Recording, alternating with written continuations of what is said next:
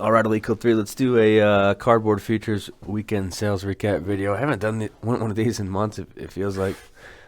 Probably has been just time constraints lately with the auctions and stuff. But every night at 7 p.m. Central Standard Time, there should be 25 to 50 new auctions posted to the store. And I'll post a link in the description, and there's a little link at the beginning of the video that kind of says the same thing I just said. But just so you guys know when the auctions start. Most of my store right now is auctions, and that's just because basically I'm just having a lot of fun with them. Fixed price, a lot of times the card will sell for more, but auctions you can get the stuff in and get it back out quicker. It's kind of like the how you can get your cards back quicker with the SGC. They might sell for a little less, but there are times when auctions go for a lot more than comps. It's just random, and then stuff will sell extremely cheap. So it just kind of depends on who's seeing the card. But this first card kind of it's definitely a nice copy.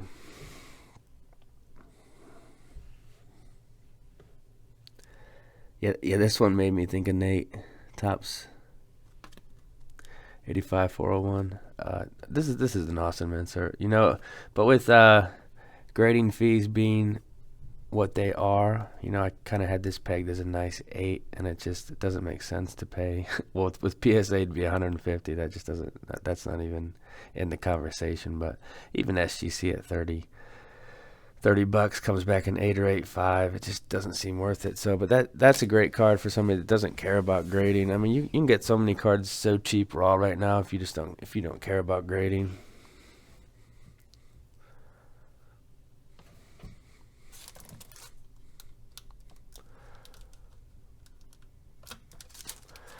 This one actually shattered comps. So the Fitzgerald. This is the 2004 Topps Chrome.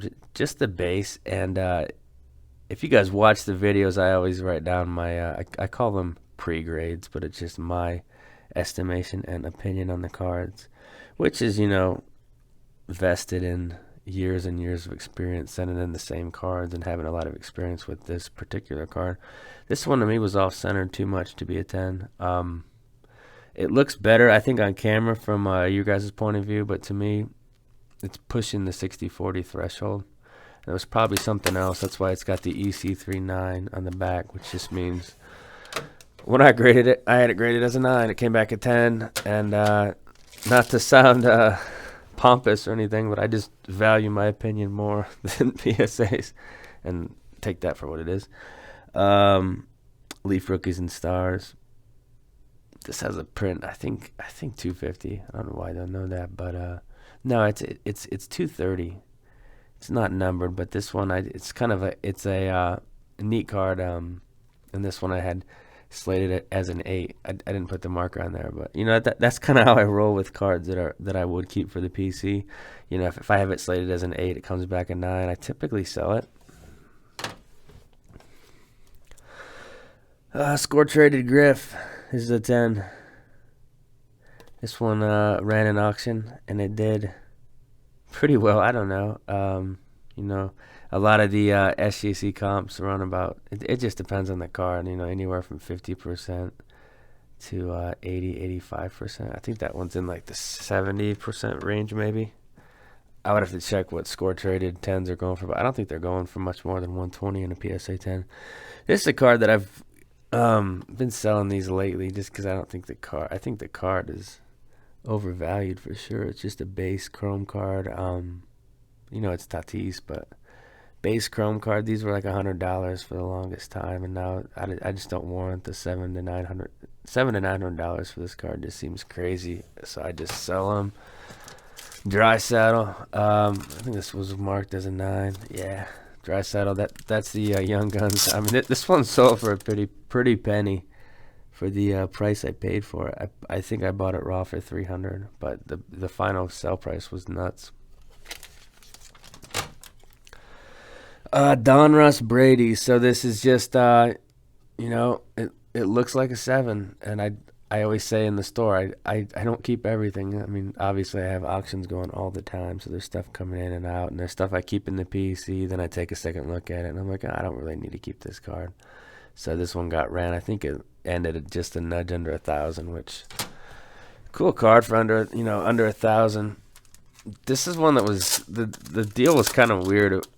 The guy sent me an email and he just said he wanted a Peyton Manning Future Watch in a 9, and I said I can work that out. I've got some of those, and he sent it. I think he paid goods or friends and family, and I definitely got to ship this out today because I think he sent it like Thursday, and it slipped my mind, so I'll have to check the shipping on this. But great card, Future Watch Manning. Iconic. These crept up to 4,500. I think they've slid down, back to 3,000 to 3,500, which I think is probably a more sustainable value for now for that card. This is one that I just put it right at 500. I think 510 was the exact price, but just kind of one that I thought I'd put at that price. If it gets a bid, it doesn't. If it does get a bid, then it's sold. I think the last 10 I did at PSA, and this was like 670, so I went for 510. This card's definitely cooled off.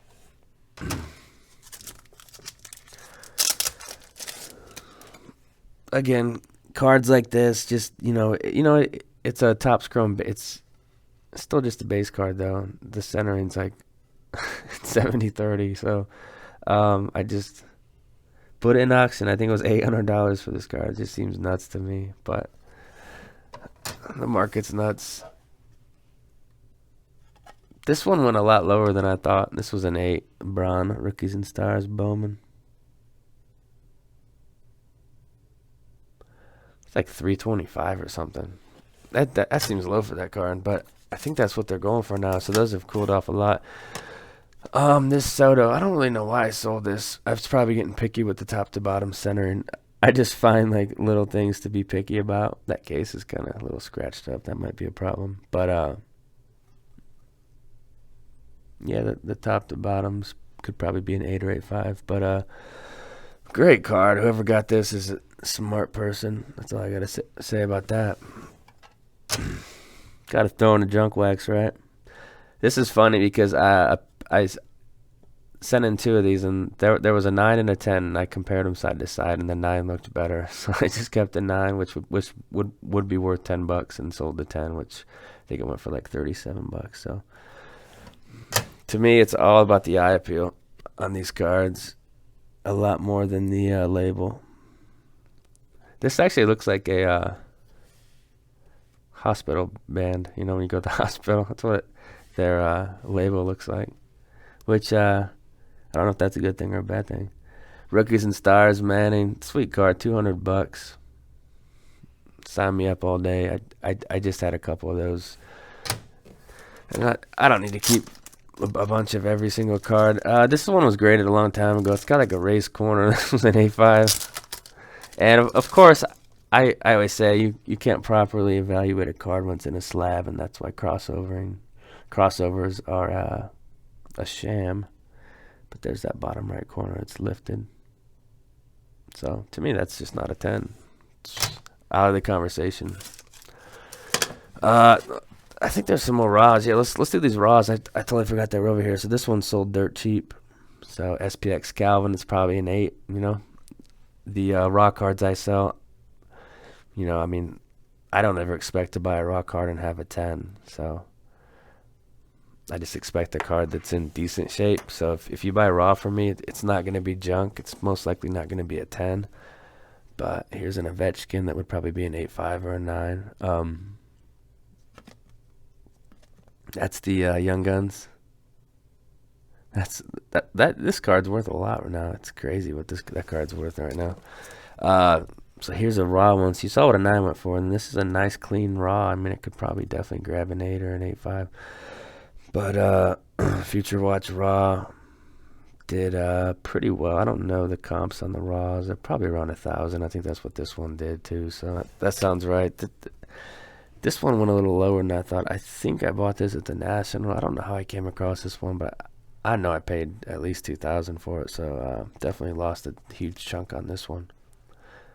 AU1002 just stands for an auction that ends October 2nd, 10:02. That's for filing reasons, I just throw those into the custom SKU on the listing. It makes it really easy to pull them. This one went crazy. I think I bought it raw for like $70 or something, and it just went nuts. It's got some edging. It's probably an 8, but Intimidation Nation. And I just bought this one the other week for 600. Went a lot less than that, and that's the thing with auctions. Take the good with the bad, but definitely took a huge loss on this one. This is the X Factor though. It's got a print of 150, and I wasn't gonna send it in for grading. I didn't think it. I thought it was a decent copy. I thought it was an 8 or an 8.5. So it's just not worth the grading fee on a lot of these cards. I mean, this is a slap in the face to Breeze. What this sold for. On card 2001 auto of Breeze numbered.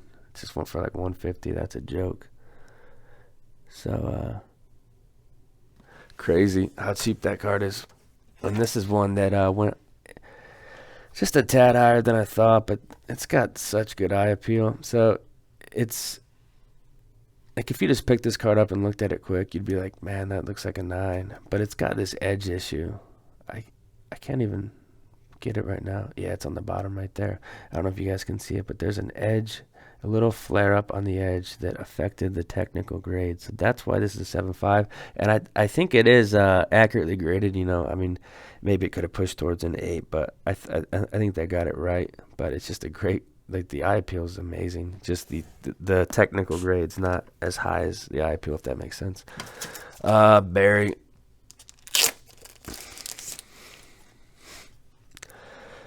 Top Strated.